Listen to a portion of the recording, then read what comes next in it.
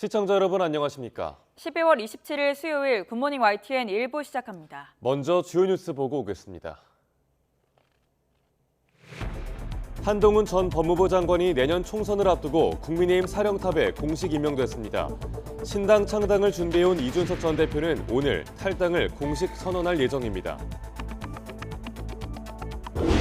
신당을 준비하는 더불어민주당 이낙연 전 대표와 정세균 전 총리가 비공개로 만났습니다. 내일로 예정된 이재명 대표와 정 전 총리의 회동이 통합과 분열의 분수령이 될 것이라는 전망이 제기되고 있습니다. 성탄절 새벽 주민 2명의 목숨을 앗아간 서울 도봉구 방학동 화재 현장에서 담배꽁초가 발견됐습니다. 방화문이 벽돌 등으로 고정된 상태로 열려 있었던 점도 피해를 키운 원인으로 추정됩니다. 이른바 압구정 롤스로이스 사건 운전자에게 마약류 약물을 처방한 혐의를 받는 의사에 대해서 경찰이 구속영장을 신청했습니다. 수사 과정에서 해당 의사가 마취 상태 여성 환자를 성폭행하고 또 불법 촬영한 정황도 드러났습니다. 가자 지구에서 민간인 피해가 잇따르는 가운데 미국과 이스라엘이 고강도 공세를 저강도 전투로 전환하는 방안을 논의하는 걸로 전해졌습니다. 이스라엘군은 가자 지구 북부에서 하마스 해체를 거의 완료했다면서도 전쟁이 몇 개월 동안 더 이어질 것이라고 설명했습니다. 오늘 서울 낮 기온이 7도까지 오르는 등 따뜻한 겨울이 이어지겠습니다. 대기가 정체된 가운데 중국발 스모그까지 유입되면서 수도권 등의 미세먼지가 기승을 부리겠습니다. 첫 소식입니다. 내년 총선을 앞두고 한동훈 전 법무부 장관이 집권 여당의 신임 사령탑으로 공식 임명됐습니다. 한 비대위원장은 취임 첫날부터 이재명 대표와 민주당을 강하게 비판하며 날을 세우는데요.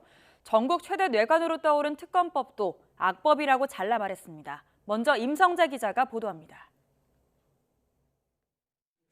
국민의힘 전국위원회 투표에서 96.4%의 압도적 지지로 공식 임명된 한동훈 비상대책위원장이 당사의 모습을 드러냈습니다. 첫 일성으로 이재명 대표와 민주당을 정조준했습니다. 민주당을 특권, 전체주의와 결탁한 세력이라고 규정하고 반드시 청산해야 할 대상으로 못 박았습니다. 우리는 상식적인 많은 국민들을 대신해서 이재명 대표의 민주당과 그 뒤에 숨어서 국민 위에 군림하려는 운동권 특권 세력과 싸울 겁니다. 이재명 대표의 사법 리스크를 부각하며 내년 총선에서 이른바 한동훈 대 이재명, 검찰 대 피의자 구도를 선명하게 하려는 의도로 읽힙니다. 국민의힘에선 국회의원 불체포 특권을 포기해야만 공천받을 수 있을 거라며 민주당과의 차별점을 거듭 강조했습니다. 연말 전국의 최대 쟁점인 김건희 여사 주가 조작 의혹 등에 대한 특검법은 악법이라고 잘라 말했습니다. 특검은 총선용 악법이라는 입장은 저는 충분히 갖고 있는 상황입니다. 그리고 그걸 어떤 차원에서 어떻게 당에서 대응할 것인지, 원내에서 어떻게 대응할 것인지에 대해서는 제가 충분히 보고받고 같이 논의하겠습니다. 수사 상황을 생중계하는 독도 조항이 들어가는 등 문제 있는 법이란 기존 주장을 되풀이한 겁니다. 민주당은 한 위원장의 취임 포부가 야당에 대한 비난으로만 점철됐다며 발끈했습니다. 결국 윤석열 대통령의 공천지령을 전달할 대리인이자 김건희 여사를 지키기 위한 호위무사일 뿐이라고 깎아내렸습니다.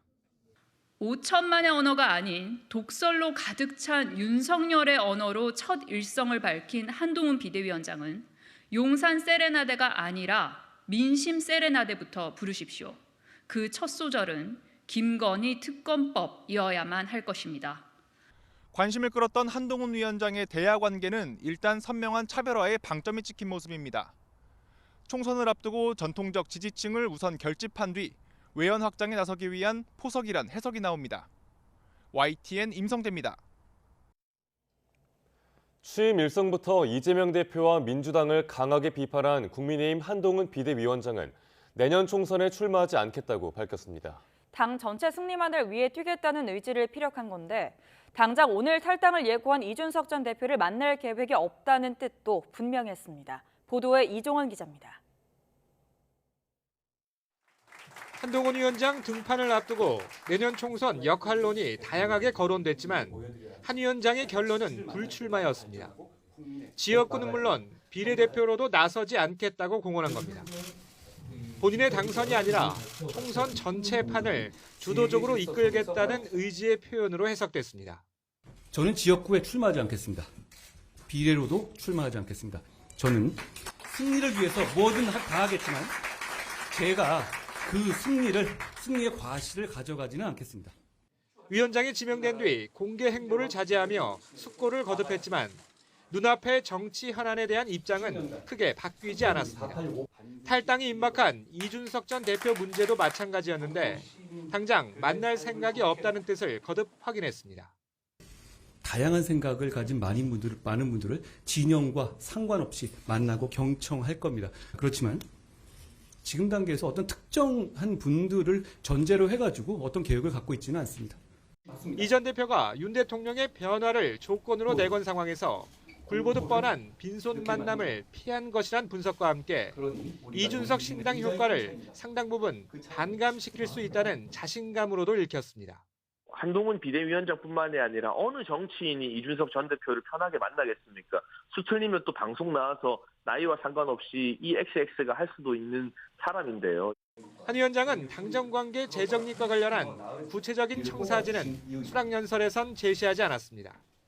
서로 할 일을 하면 되는 동반자 관계라는 원칙만 강조했습니다. 서로 보완하고 동반자적인 관계이지 누가 누구를 누르고 맞고 이런 식의 사극에나 나올 법한 궁중암투는 지금 이 관계에서는 끼어들 자리가 없습니다. 10분가량 준비한 원고를 읽은 한 위원장은 사전에 정한 일부 기자들의 질문만 받고 더는 질의응답을 하지 않았습니다. 즉흥적인 질문에 능수능란하게 대처하던 평소 한동훈 스타일은 아니라는 평가가 나왔습니다. 한 위원장이 사실상 민감한 현안에 대해선 말을 아끼면서 정치인 한동훈의 길에 본격적으로 들어선 거라는 분석이 나옵니다. 본인의 약속대로 빠른 답보단 맞는 답을 언제 어떻게 내놓을지 또 당의 기대만큼 여론의 호응을 끌어낼 수 있을지 주목됩니다. YTN 이종원입니다. 내년 총선을 앞두고 신당 창당을 준비해온 국민의힘 이준석 전 대표가 오늘 탈당을 공식 선언합니다. 이 전 대표는 오늘 오후 서울 노원구 상계동 식당에서 기자회견을 열고 탈당과 함께 신당 창당을 공식화할 예정입니다. 이 전 대표 측 관계자는 기자회견 장소로 과거 낙선했던 상계동을 택한 구체적인 이유는 회견장에서 밝히겠다며 재출마와는 무관하다고 설명했습니다. 더불어민주당에서 이낙연 신당 가능성과 공천 잡음으로 계파 갈등이 심화하는 가운데 이낙연 전 대표와 정세균 전 총리가 비공개로 만났습니다. 이른바 삼총리 연대설이 다시 불붙는 분위기인데 이 통합과 분열의 갈림길에서 내일 있을 정세균, 이재명 두 사람의 회동이 분수령이 될 거란 전망이 나오고 있습니다. 안윤학 기자가 보도합니다. 지난 24일 김부겸 전 총리와 만나 당내 공천 갈등과 이낙연 신당 문제를 논의했던 정세균 전 총리가 이틀 만에 이낙연 전 대표와 만났습니다. 이재명 대표와의 회동을 이틀 앞두고 문재인 정부 시절 총리들과 회동하며 의견 수렴에 나선 겁니다. 만남 뒤 나온 이 전 대표 측 입장문에서 주목되는 부분은 적절한 상황이 조성되면 삼총리 회동을 추진할 수 있다는 데 공감했다는 내용입니다. 정세균 전 총리도 어제 우리 동교동계 모임에서 잠깐 뵀습니다마는 분당 또는 신당의 창당을 찬성하는 건 아니에요. 아무도 찬성하지 않아요. 하지만 당 통합 방안을 고심 중인 이재명 대표에겐 전직 총리 3명의 공동 전선이 적잖은 압박으로 다가올 수밖에 없습니다.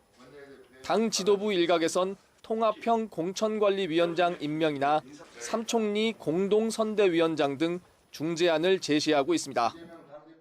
적절한 상황이 조성되지 않는다면 모임도 어려워질 거라는 뜻도 되고요. 뭐가 적절한 것이냐, 의미 있는 자리가 돼야 한다는 뜻이겠죠. 하지만 이재명 대표의 대표직 사퇴를 전제로 한 통합비대위에 대해선 부정적 시각이 여전합니다. 당이 엄청난 내용을 겪고 있고 그 내용을 해결할 현 지도부가 해결할 수 없을 것 같은 상황에 처했을 때 보통 비대위를 구성하지 않습니까?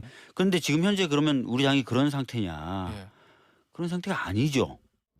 이번 주 목요일 정세균 전 총리와 회동하고 새해 초엔 문재인 전 대통령 예방을 추진하는 이재명 대표가 어떤 통합 방안을 내놓을지 고심이 깊어질 수밖에 없는 대목입니다.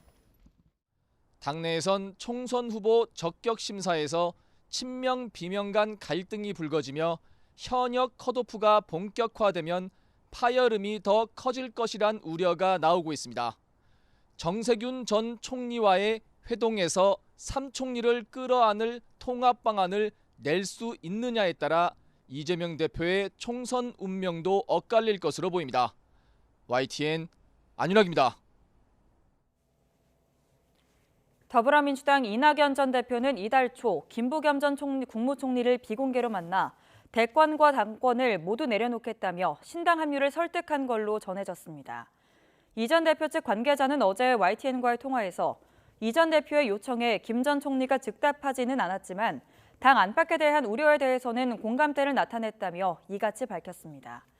또 이와 별개로 이 전 대표는 다음 달 창당을 목표로 실무 작업을 빠르게 진행하고 있는 걸로 알려졌습니다. 압구정 롤스로이스 사건 운전자에게 마약류 약물을 처방한 혐의를 받는 의사에 대해 경찰이 구속영장을 신청했습니다. 그런데 경찰 수사 과정에서 해당 의사가 마취 상태의 여성 환자들을 성폭행하고 불법 촬영한 정황이 추가로 드러났습니다. 신지원 기자가 보도합니다. 지난 8월 서울 압구정에서 롤스로이스를 몰던 운전자가 20대 여성을 들이받고 도주했습니다. 이 사고로 피해자는 뇌사 상태에 빠졌고 약 넉 달 만에 끝내 숨졌습니다.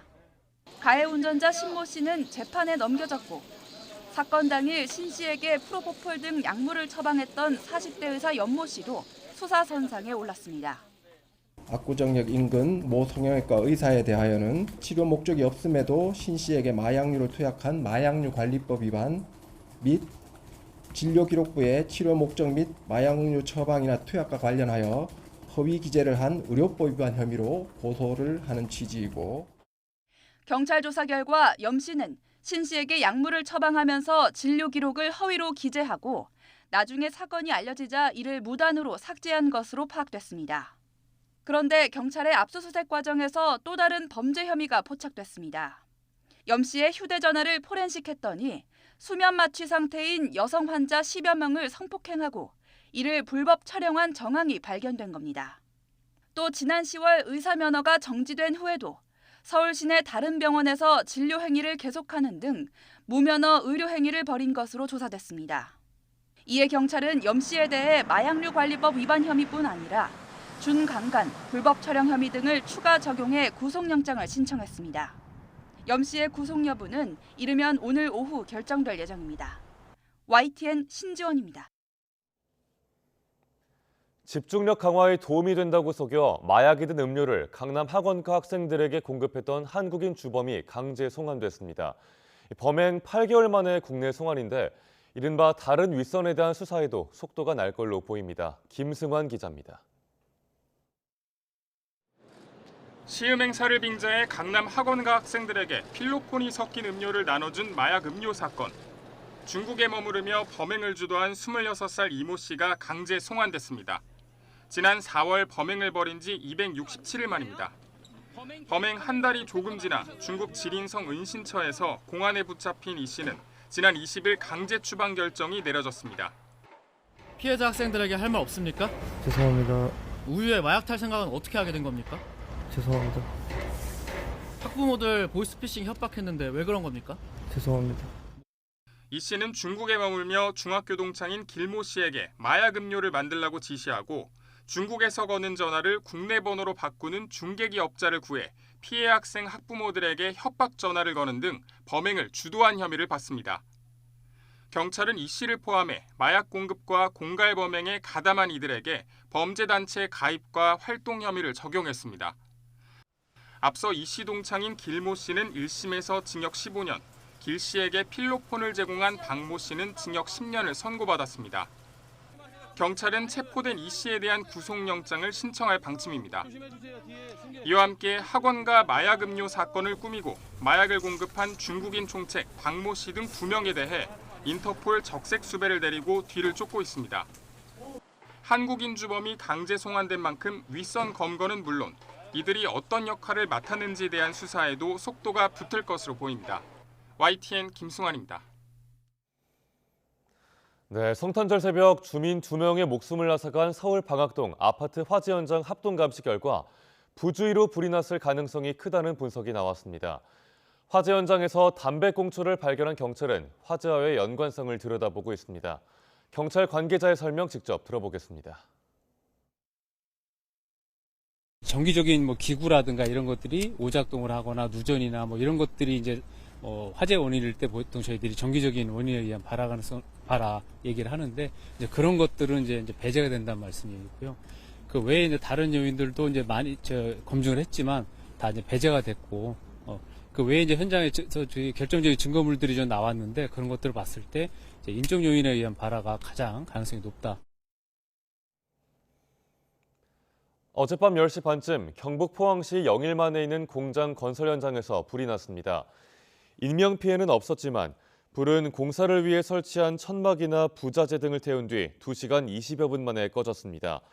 소방당국은 추운 날씨에 콘크리트 양생을 위해 불을 붙인 고치연료에서 불씨가 바람을 타고 주변 천막으로 옮겨 붙은 걸로 보고 있습니다.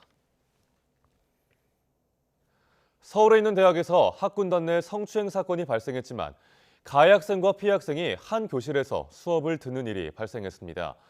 학생들 사이에 성범죄가 발생할 경우 즉시 분리 조치를 한다는 게 이 학교의 교칙이지만 한 학기가 지나는 동안 전혀 지켜지질 않았습니다.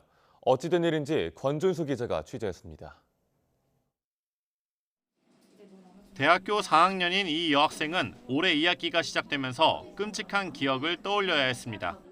여름방학 때 자신을 성추행한 학군단 동기 남학생이 버젓이 교실에 앉아 있었기 때문입니다. 학과까지 갔다 보니 무려 4개월 동안 2과목이나 한 공간에서 수업을 들어야 했습니다.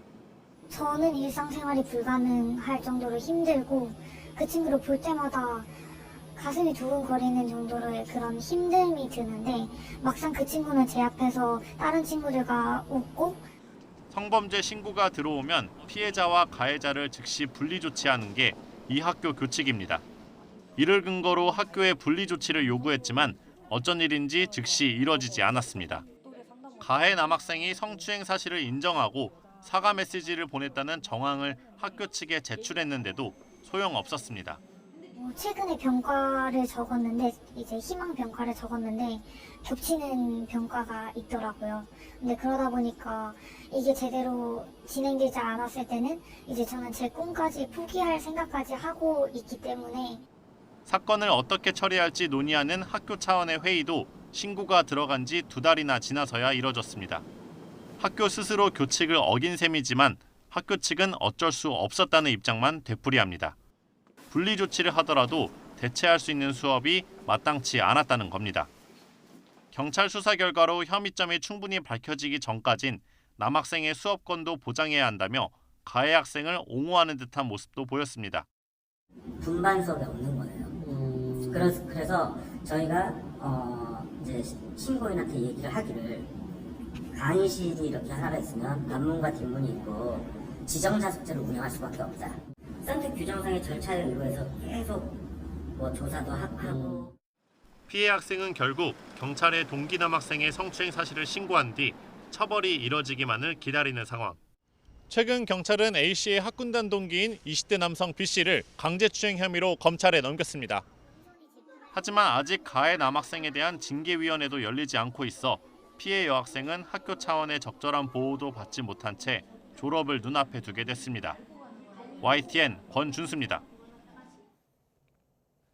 최근 2년 동안 정부 부처와 일선 학교 등 공공기관에서 2,600건이 넘는 성폭력, 성희롱 사건이 발생한 걸로 집계됐습니다. 더불어민주당 양이원영 의원이 여성가족부에서 받은 자료를 보면 2021년 7월부터 올해 6월까지 전국 공공기관 18,000여 곳에서 성폭력과 성희롱 사건 2,620건이 발생했습니다. 전체 공공기관의 70%를 차지하는 학교에서 2,084건이 발생했고 공직유관단체에서 237건, 국가기관 174건, 지방자치단체에서 125건 등이 발생한 걸로 나타났습니다. 오늘 국회 과학기술정보방송통신위원회는 김홍일 방통위원장 후보자에 대한 인사청문회를 진행합니다. 청문회에서는 검찰 출신으로 방송 분야 경력이 없는 김 후보자의 전문성과 함께 이명박 전 대통령 관련 BBK 주가 조작 의혹 사건 무혐의 처분 등 김 후보자의 과거 수사 논란이 쟁점이 될 것으로 보입니다. 또 방통위 유관기관인 방송통신심의위원회의 민원사주 의혹 등에 대한 김 후보자의 견해 등을 놓고 여야가 공방을 벌일 전망입니다. 집주인이 실거주를 이유로 세입자의 전세계약 갱신을 거절하려면 실제로 거주 여부를 제대로 입증해야 한다는 대법원 판결이 나왔습니다. 실거주 사유에 대한 집주인의 설명이 명확하지 않아서 그대로 수긍하기가 어렵다면 세입자의 임대차 갱신 요구를 거절할 수 없다고 봤습니다. 김다연 기자가 보도합니다. 2019년 집주인 A씨는 보증금 6억 3천만 원에 서울 서초구 아파트를 2년간 빌려주는 전세 임대차 계약을 세입자 부부와 체결했습니다. 계약 만료를 석 달 앞둔 2020년 12월 A씨는 세입자 부부에게 임대차 계약을 연장하지 않겠다고 통보했습니다. 코로나로 사업이 어려워져 다른 아파트를 팔고 가족이 해당 아파트에 들어와 살 계획이란 설명을 덧붙였습니다. 하지만 세입자 부부가 2년 더 전세로 살고 싶다며 주택임대차 보호법에 따른 계약 갱신 요구권을 행사하겠다고 하자 A씨는 자신에게도 갱신 거절권이 있다며 집을 비워달란 소송으로 맞섰습니다. 1, 2심 재판부는 A씨 손을 들어줬습니다. 당초 가족과 살 거라던 A씨가 소송 제기 후 노부모가 통원 치료를 위해 이 아파트에서 거주할 예정이라고 말을 바꿨지만 실거주 사유를 억지로 꾸며낸 정황은 없다며 계약 갱신을 거절한 건 적법하다고 봤습니다. 이어 집주인의 불가피한 사정을 세입자에게 자세히 설명하도록 한다면 사생활 공개를 강요하는 거라며 부당하다고 판시했습니다. 하지만 대법원은 원심 판단이 부족했다며 사건을 서울중앙지방법원으로 파기환송했습니다. 재판부는 A씨가 계약 갱신 요구를 거절하려면 실제 거주하는지에 대해 보통의 세입자가 수긍할 수 있을 만큼 주장하고 증명할 책임을 진다고 밝혔습니다. 그런데 이 아파트에 살 거란 A씨 부모의 거주 계획에 근거가 부족하고 자녀 교육을 위해 다른 지역에서 생활하던 A씨도 이사나 전학 준비를 하지 않았다고 지적했습니다. 또 근처 다른 아파트를 급매로 처분한다던 배우자도 여전히 그곳에 변동 없이 사는 등 A씨가 세입자의 갱신 요구를 거절하는데 필요한 실거주 사유를 제대로 입증하지 않았다고 강조했습니다. 임대인의 주거 상황, 사회적 환경, 실거주 의사를 갖게 된 경위, 계약갱신을 거절하게 된 전후 사정 등을 종합적으로 고려해서 판단해야 한다고 하였습니다. 세를 준 집에 집주인이 실제 들어와 살 건지 명확히 증명하지 않으면 세입자의 계약 연장 요구를 거절할 수 없다고 대법원이 처음으로 판단하면서 향후 관련 분쟁을 해결하는 주요 기준이 될 거로 보입니다. YTN 김다연입니다. 체납한 건강보험료에 대한 납부 의지를 보일 경우 체납 정보가 신용정보기관에 넘어가지 않게 됐습니다. 보건복지부는 국민건강보험법 시행령 일부 개정령안이 국무회의에서 의결됐다고 밝혔습니다. 현재 국민건강보험공단은 미납 건보료의 납부를 유도하기 위해서 한국신용정보원에 체납자들의 정보를 제공하고 있습니다. 하지만 이러한 조치가 가혹하다는 지적에 따라 이번 개정 시행령은 체납자가 건보공단의 분할 납부 승인을 받고 1회 이상 납부를 하면 체납자 정보를 제공하지 않도록 바뀌었습니다. 올해 개인 투자자들은 주식을 던지고 채권을 쓸어 담았습니다. 채권 순매수 규모가 무려 37조 원이 넘으면서 역대 최대를 기록했습니다. 이형원 기자가 보도합니다. 올해 개인 투자자들은 채권에 몰렸습니다. 이들의 채권 순매수액은 37조 1,600억 원에 달합니다. 4조 원대였던 재작년의 8배가 넘고 채권이 인기를 끌기 시작한 지난해보다도 16조 원 넘게 많습니다. 역대 최대 규모로 채권을 사들이면서 주식시장에서는 발을 뺐습니다. 올해 개인 순매도액은 3조 원이 훌쩍 넘습니다. 지난해 25조 원 넘게 순매수했던 것과 비교하면 분위기가 확 달라진 겁니다. 이렇게 투자 심리가 바뀌는 데 결정적인 영향을 준 건 기준금리가 고점을 찍었다는 기대감입니다. 채권 가격은 금리하고 반대잖아요. 그러니까 금리가 높다는 건 채권 가격이 쌌다는 거고 또 그게 점점점 금리가 낮아진다는 건 앞으로 채권 가격이 올라갈 거라는 그런 시세 차익을 겨냥한 채권 투자도 있었고.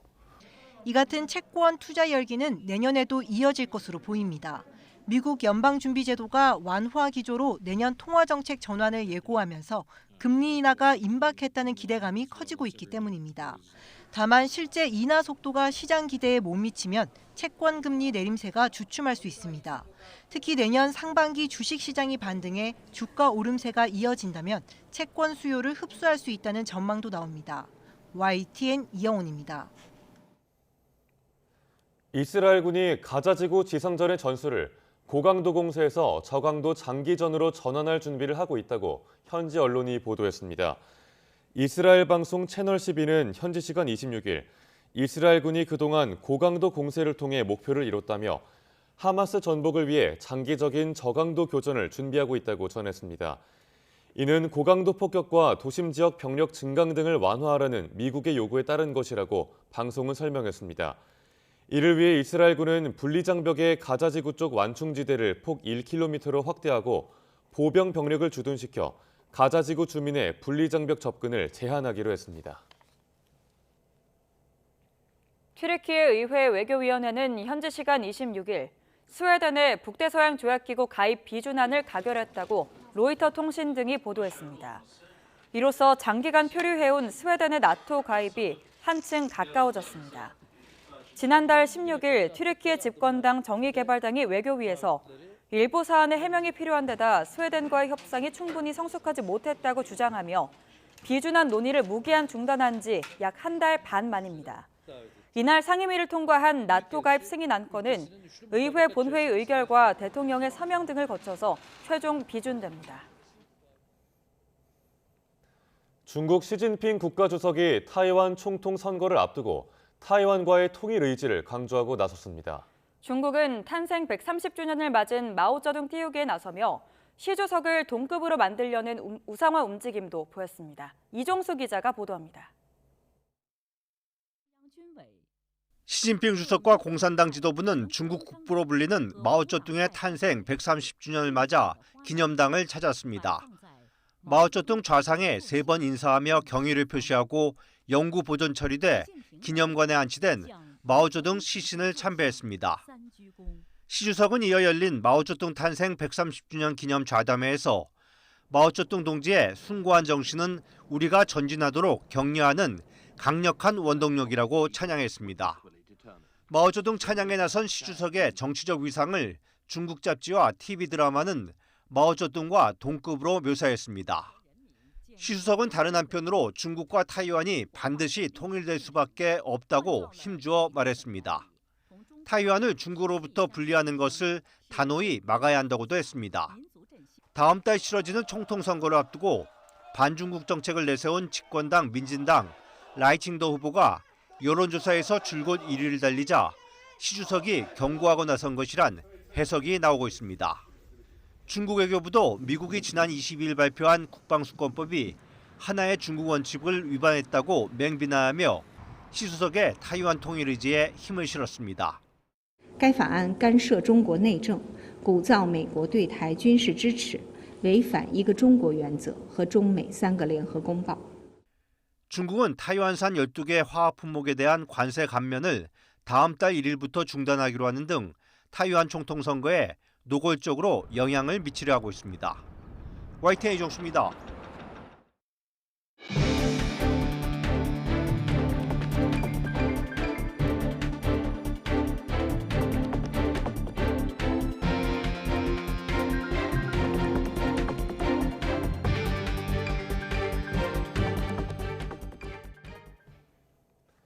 국민의힘의 새 사령탑으로 취임한 한동훈 비상대책위원장이 이재명 대표의 민주당을 운동권 특권 정치, 전체주의와 결탁한 세력이라고 규정하고 반드시 청산해야 한다고 주장했습니다.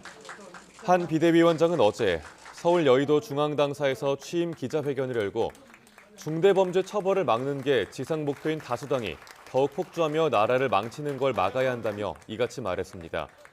이어 상식적인 많은 국민을 대신해 이재명 대표의 민주당, 운동권 특권 세력과 싸워 이기겠다며 자신은 내년 총선에 출마하지 않고 오직 동료 시민과 나라의 미래만 생각하면서 용기 있게 헌신하겠다고 덧붙였습니다.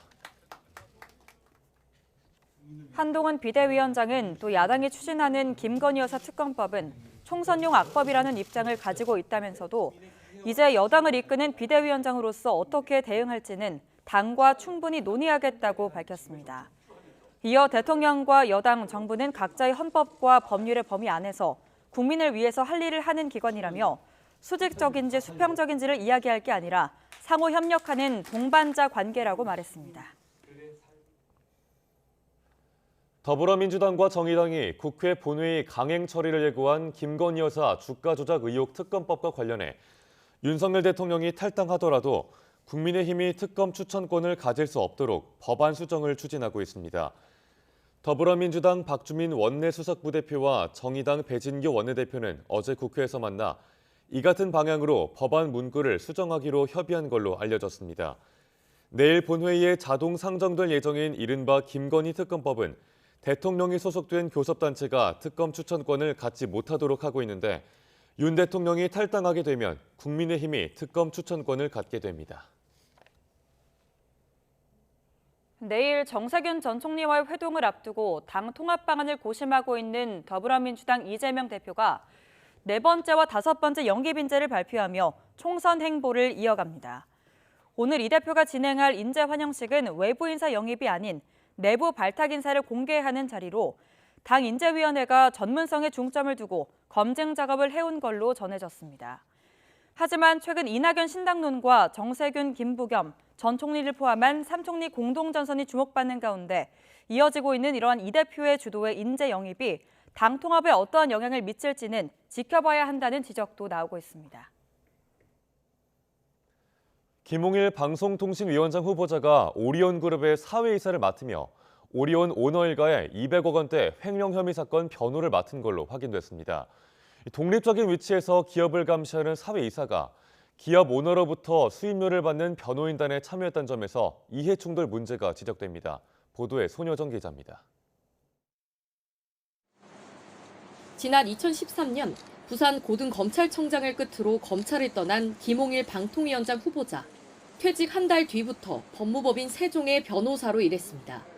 여러 그룹의 사회이사를 맡기도 했는데 2017년부터 올해 3월까지 오리온그룹의 사회이사를 역임하며 3억 넘는 급여를 받았습니다.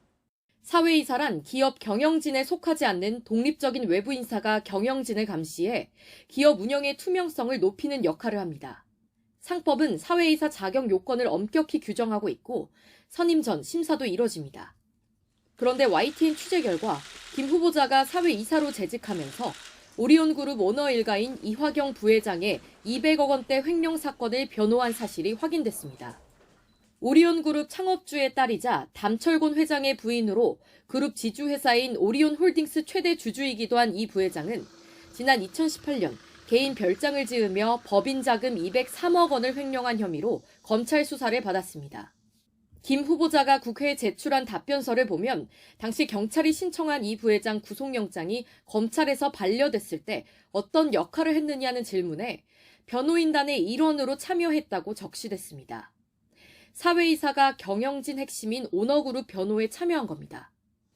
경찰 수사 단계에서는 이 부회장 혐의가 인정돼 검찰로 사건이 넘어갔지만 검찰은 수사 끝에 결국 이 부회장을 무혐의로 불기소 처분했습니다. 현행법은 회사와 중요한 이해관계에 있는 법인의 피용자는 사회이사로 선임할 수 없다고 규정하고 있습니다. 그 규정의 취지 자체가 이해 충돌 소지 있는 건 하지 말라고 하는 거기 때문에 오너 일가의 변호를 하고 있는 건 적절치는 않아 보입니다. 주주를 위해 경영진을 감시, 견제해야 할 사회이사가 오너 일가 개인 비리 혐의를 수임료를 받고 변호했다면 이해 충돌에 해당한다는 지적도 나옵니다.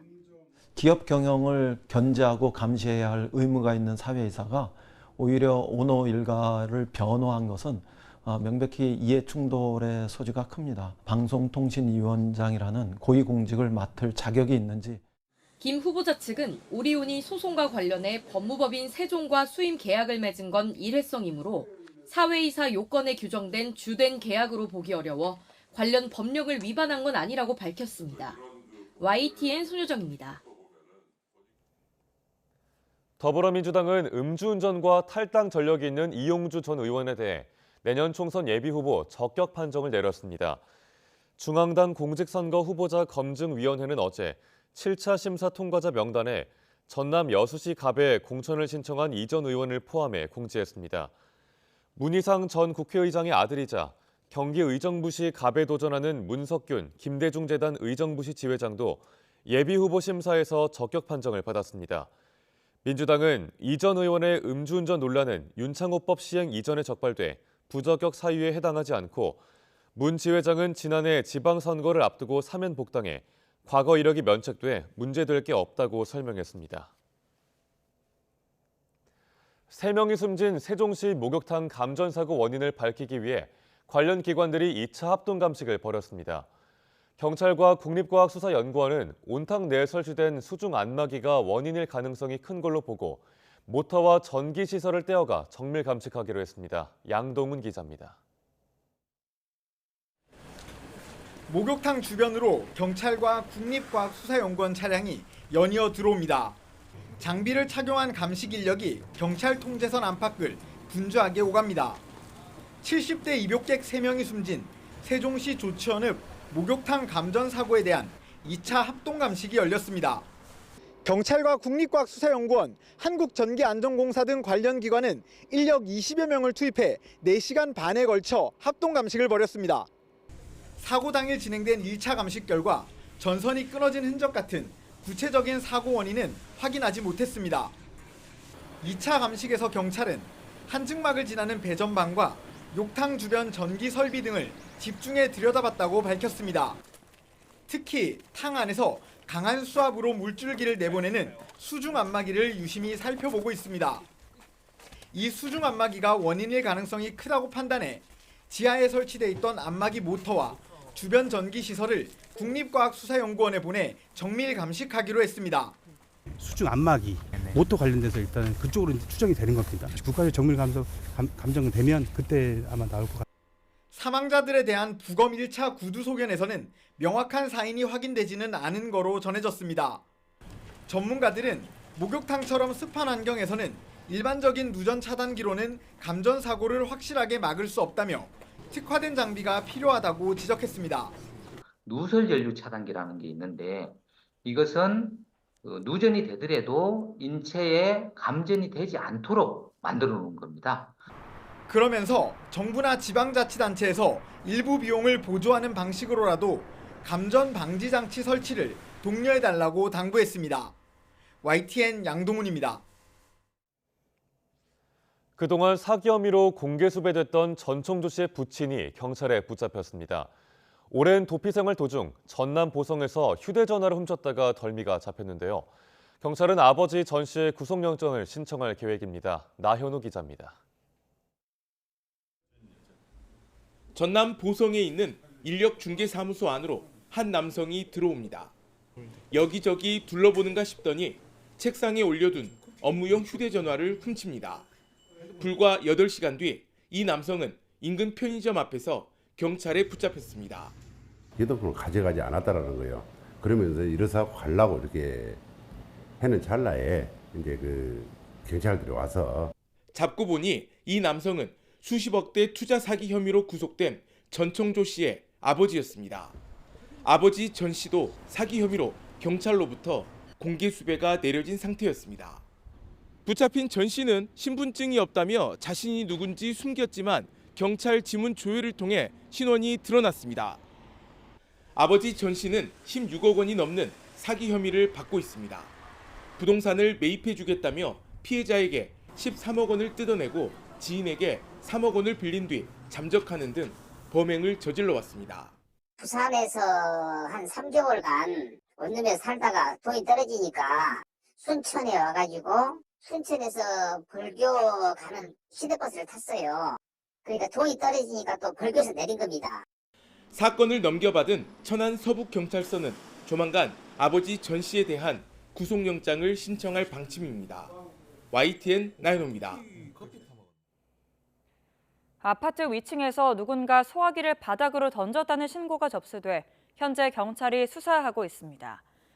인천 남동경찰서는 지난 21일 오후 4시 반쯤 구월동에 있는 한 아파트에서 누군가 던진 소화기와 택배 상자 등이 바닥에 떨어졌다는 신고를 접수했습니다. 이로 인해 다친 사람이나 부서진 물건은 없는 걸로 파악됐습니다. 경찰은 떨어진 소화기와 택배 상자 등을 수거해서 국립과학수사연구원에 감정을 의뢰했습니다. 어제 낮 12시 15분쯤 서울 신정동 도로를 달리던 SUV가 승용차와 충돌했습니다. 사고를 수습하는 과정에서 SUV에서 불이 나 차량을 절반가량 태운 뒤 10분 만에 꺼졌습니다. 이 화재로 인한 인명피해는 발생하지 않았지만 승용차 운전자가 통증으로 호소해 병원으로 옮겨졌습니다. 경찰은 정확한 사고의 경위를 조사하고 있습니다. 도심 곳곳에는 안전을 위해서 CCTV 수천 대가 설치되어 있는데요. 관제원이 직접 화면을 살피다 보니 놓치는 사건, 사고가 잦았는데 최근에는 인공지능을 활용해서 그 효율을 높이고 있다고 합니다. 김근우 기자가 보도합니다. 한 무리 남성들이 공원에 모입니다. 심상치 않은 분위기가 이어지더니 결국 몸싸움으로 이어집니다. 그 순간 CCTV 관제실에 알람 화면이 뜨고 경찰에 출동을 요청합니다. 중앙상공원에서 남자 2명이 지금 싸우고 있습니다. 네, 폭력으로 신고하겠습니다. 150 여기 경산시 관제센터입니다. 전국 4번째로 경북 경산시에 도입된 스마트 관제 시스템입니다. 지금까지는 사람이 직접 3,000대가 넘는 CCTV를 일일이 확인해야 했지만 새 시스템은 AI가 이상 상황을 자동으로 감지합니다. 저희가 계속 찾아가면서 하다 보니까 조금 피로도가 조금 높았는데 지금 현재는 화면을 계속 띄워주니까 그것만 저희가 모니터링을 하면 되고 간제 범위가 상당히 넓어졌거든요. 각종 사건, 사고는 물론 사진만 등록해두면 치매 노인이나 실종자 얼굴도 스스로 찾습니다. 앞으로는 AI가 스스로 학습하는 딥러닝을 통해 더 똑똑해지고 관제 범위도 넓어질 예정입니다. 이번에 학습 서버를 도입을 추가로 하면서 이런 오탐을 줄여 나가도록 계속 노력할 것이며 현재 도입된 시스템 운영 성과를 보면서 향후 추가적으로 확대해 나가도록 그렇게 예산을 집행할 생각입니다. 인공지능과 4차 산업혁명, 멀게만 보였지만 어느새 우리 옆까지 훌쩍 다가왔습니다. YTN 김근우입니다. 네, 어젯밤 부산에서 신호를 위반한 승용차가 탑차를 들이받는 사고가 났습니다. 탑차가 넘어지면서 운전자가 빠져나오지 못했는데 마침 저녁을 먹고 집으로 가던 일가족 등이 사고를 목격하고 운전자를 구했습니다. 시청자가 YTN에 제보한 영상 함께 보겠습니다. 네, 어젯밤 부산 신평동에 있는 한 사거리입니다. 왼쪽에 라이터를 켜고 있는 탑차가 초록 신호를 받고 직진을 하는데 왼쪽에서 승용차가 갑자기 튀어나와서 들이받습니다. 탑차는 사고 충격에 한 바퀴를 돌면서 그대로 넘어져 버렸는데요. 사고 직후에 여러 명이 황급히 탑차 쪽으로 뛰어갔습니다. 마치 약속이나 한 듯이 한 사람은 화물차 문을 받치고 다른 2사람은 운전자를 도와서 밖으로 끄집어냈습니다. 이들은 저녁을 먹고 집으로 가던 장준혁 씨 부자와 또 다른 운전자였습니다. 이 화물차 운전자는 사고의 충격 때문인지 다리를 절뚝거렸지만 의식은 있었고 또 병원에 갈 정도는 아니었다고 하는데요. 경찰과 119 구조대가 도착하기 전에 이렇게 시민들이 서둘러 구조와 현장 통제를 하면서 2차 사고는 다행히 일어나지 않았습니다. 사고를 낸 승용차 운전자는 경찰 조사에서 녹색 신호로 착각해 직진을 했다고 말한 걸로 전해졌습니다. 아버지와 함께 구출에 나선 아들 장 씨는 YTN과 통화에서 자신이 물리치료사라고 밝혔는데요. 어떤 마음으로 구조를 했느냐는 질문에 당연히 해야 할 일이었다며 그저 운전자가 크게 다치지 않았으면 하는 마음뿐이었다고 말했습니다. 일본이 무기 수출 규제를 완화해 보유하고 있는 지대공 미사일 패트리엇을 미국에 수출하기로 했습니다. 우크라이나 지원으로 패트리엇 재고가 부족해진 미국은 크게 환영한 반면 중국은 주변국의 우려를 존중하라며 불편한 심기를 보였습니다. 유서연 기자가 보도합니다. 일본이 자위대가 운용하는 지대공 미사일 패트리엇을 미국에 수출한다고 발표했습니다. 이를 위해 내년 초 미국과 본격적인 조율에 들어갑니다. 力による一方的な現状変更を抑止をして我が国にとって望ましい安全保障環境の創出や国際法に違反する侵略を受けている国への支援などのための重要な政策的な手段として位置づけております。 앞서 일본은 무기 수출을 규제하는 방위 장비 이전 3원칙을 완화했습니다. 방위성은 우크라이나 지원으로 자국 내 재고가 부족해진 미국의 요청이 있었다고 밝혔습니다. 제이크 설리번 미 국가안보보좌관은 이번 결정이 일본의 안보, 인도태평양 지역의 평화와 안정에 기여할 것이라며 환영했습니다. 이어 조 바이든 대통령도 일본이 보여준 리더십을 높이 평가하고 지지한다고 강조했습니다. 이번 결정은 기시다 총리가 내년 3월 미국 국빈 방문을 앞두고 선물을 안긴 것으로 풀이됩니다. 특히 기시다 내각 지지율이 자민당 내 정치 비자금 논란 등으로 10%대까지 내려앉는 등 벼랑에 몰린 상황. 이 때문에 기시다 총리는 일본 정상으로는 9년 만에 미국 국빈 방문을 통해 분위기 반전을 도모할 것이라는 전망이 나옵니다. 하지만 중국은 일본의 이번 조치에 대해 주변국의 우려를 존중하라며 견제구를 날렸습니다. 近年来，日方大幅调整安保政策，逐年增加防卫预算，不断放宽武器出口限制，谋求突破性军力发展。 아사히 신문은 일본이 살상 능력에 있는 무기 수출을 결정한 것은 이번이 처음이라고 전했습니다. 이 때문에 일본 헌법에 규정된 평화 국가 이념이 무색해진 것 아니냐는 비판도 나오고 있습니다. YTN 유서연입니다. 푸틴의 정적으로 꼽히는 러시아의 야권 지도자 알렉산드르 나발니의 소재가 3주 만에 확인됐습니다. 암암리의 러시아 정부가 이 나발니를 최북단인 시베리아의 교도소로 옮긴 걸로 드러났습니다. 신웅진 기자가 보도합니다.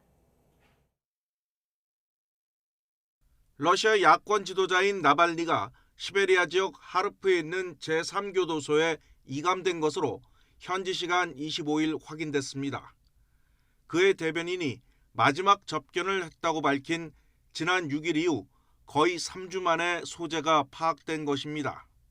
The lawyer saw him today, so he is well, especially given the fact that he was transferred for 3 weeks to this place. 나발리는 이전에 모스크바에서 동쪽으로 약 235km 떨어진 멜레코보의 제6교도소에 있었습니다. 이번에 갇힌 곳은 모스크바에서 북동쪽으로 1900km가 떨어져 있어 강추위는 물론 변호사 접견이 어려워지는 등 여러모로 악조건입니다. 나발리 측은 내년 3월 대선을 앞둔 러시아 정부의 공작으로 규정하고 있습니다. Он человек, который сопротивляется ему яростнее всех и мотивирует таким образом сопротивляться остальных. И поэтому, конечно, он максимально невыгоден Путину, и особенно сейчас. 야권 운동가인 나발리는 2020년 독살 시도를 당한 뒤 가까스로 살아났지만 불법 금품 취득, 극단주의 활동, 사기 등의 혐의로 30년 이상의 징역형을 선고받고 복역해왔습니다. 그러다 갑자기 행방이 묘연해지면서 지지자들은 물론 국제사회도 그의 신변을 걱정했습니다. 미국 국무부는 나발리의 소재가 확인된 것을 환영하면서 러시아의 즉각적인 석방과 반체제 인사 탄압 중단을 촉구했습니다. YTN 신웅진입니다. 오늘도 예년보다 온화한 겨울 날씨가 이어지겠습니다. 현재 서울 기온은 영하 1.7도로 크게 춥지 않고요. 낮 동안에도 7도까지 올라 예년 기온을 5도가량 크게 웃돌겠습니다. 다만 추위 대신 초미세먼지가 기승인데요. 대기 정체로 인해 오늘 중서부와 전북 지방은 종일 대기질이 나쁨 수준을 유지하겠습니다. 이 지역에 계신 분들은 미세먼지용 마스크를 꼭 착용하고 나오시는 게 좋겠습니다. 오늘 먼지만 아니라면 하늘은 대체로 맑겠습니다. 다만 오전까지 중부와 호남을 중심으로 가시거리 200m 미만의 짙은 안개가 끼겠고요. 동해안 지역은 여전히 메마른 날씨가 이어지겠습니다. 현재 기온 살펴보겠습니다. 현재 서울 기온 영하 1.7도, 대전 영하 0.6도, 창원은 3.5도를 나타내고 있고요. 낮 동안에는 예년 기온을 2에서 5도가량 웃돌면서 비교적 포근하겠습니다. 오늘 서울 한낮 기온 7도, 대전과 대구는 10도가 예상됩니다. 남은 한 주간도 큰 추위는 없겠지만 주말과 올해 마지막 날인 휴일 사이 곳곳에 비나 눈이 내릴 전망입니다. 지금까지 날씨 정보였습니다. 굿모닝 YTN 1부 마칩니다. 잠시 후 2부가 이어집니다. 함께해 주신 여러분 고맙습니다.